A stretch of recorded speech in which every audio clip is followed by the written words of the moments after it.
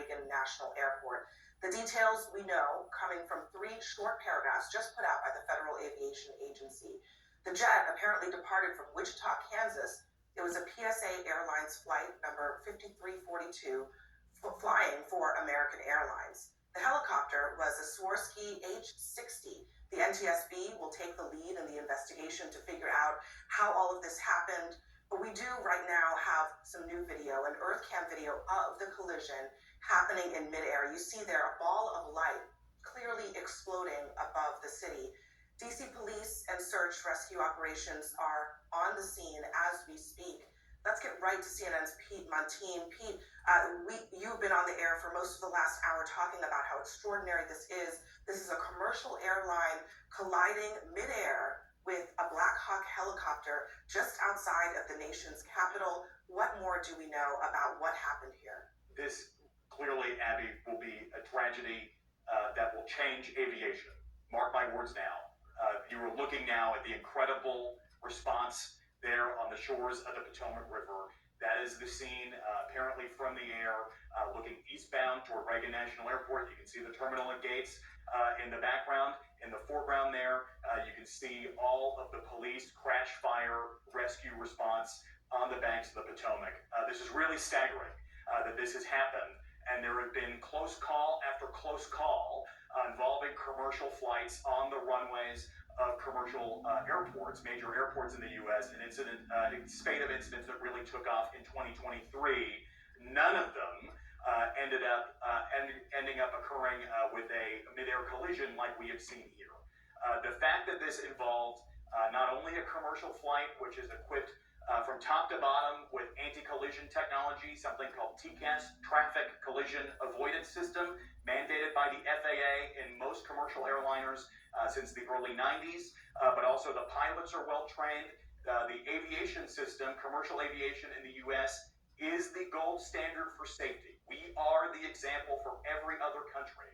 There has not been a significant crash with fatalities, and we do not know if there are fatalities here, in the U.S. involving a commercial flight since the Colgan Air crash of 2009 led to sweeping changes in regulation and pilot experience requirements.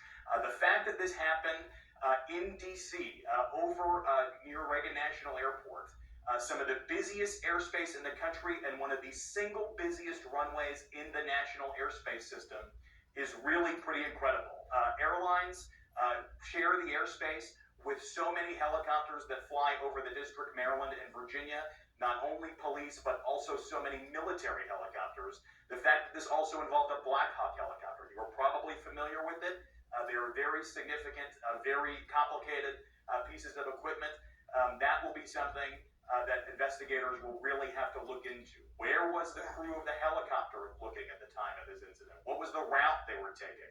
We know pretty well from flight tracking data from Flight Radar 24 and beyond that this flight from Wichita, Kansas, left at 5:22 Central Time, was on its way to Reagan National Airport in D.C., slated to land about 10 to 9 Eastern Time, 8:48 Eastern Time. And this flight was lined up to land on runway 1, that is the runway facing to the north at Reagan National Airport on the Mount Vernon approach from the south, and then swung out over the western side of Maryland near DC 295 on what is called the 3-3 Circle to Land approach. That's landing to the northwest. That's a slightly shorter runway than the main runway that bisects Reagan National Airport north and south. And the reason for that often is to try and make it so that controllers in the air traffic control tower can fit more planes in and keep the proper distance from plane to plane. This is so significant because there has not been a major incident in the U.S. in a very long time involving a commercial flight. There has not been one that involves a plane essentially in the water here. And now the emergency crews are there. You can see the boats in the water of the Potomac. I've spoken to a source who is there at Reagan National Airport. He says that there are helicopters in the air with searchlights looking in the Potomac. To me, in the video, there is nothing apparent there that looks like an airplane. And so the water temperature right now in the Potomac, we have broken the streak of frigid temperatures here, but the water temperature is still very cold. And you can still get hypothermic really quick. It's about 42 degrees. This commercial flight It's not exactly small. It's one of the smaller planes that you may have been on, but this was not a small plane. This was not a Cessna or a Beechcraft. This is a 60 to 70 seat commercial airliner. You buy a ticket on it from American Airlines. The flight is operated by a regional subcarrier